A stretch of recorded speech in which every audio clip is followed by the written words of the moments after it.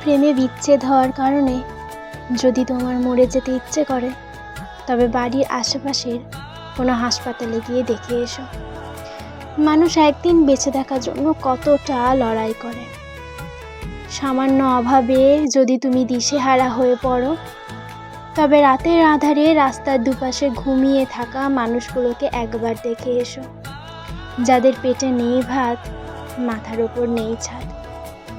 যদি তুমি কালো হওয়ার কারণে নিজের মুখ লুকিয়ে বেড়াও অন্যদের কাছ থেকে, তবে অ্যাসিডে ঝলসে যাওয়া মানুষগুলোর দিকে তাকাও, যারা নিজেদের সেই ঝলসানো চেহারা নিয়েও সমাজে ঘুরে বেড়াচ্ছে অবলীলায়।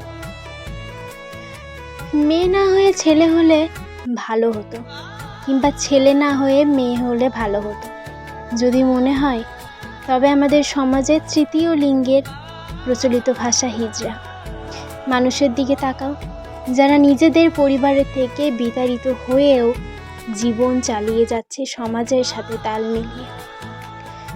যদি নারী বলতে টাকা লোভী, ছলনাময়ী, ধোঁকাবাজ মনে হয়, তবে নিজের মায়ের দিকে তাকাও, যে তোমার বাবার অভাবের সংসারে না খেয়ে পড়ে আছে, তবুও ধনী কাউকে বিয়ে করার পথ বেছে নেয়নি।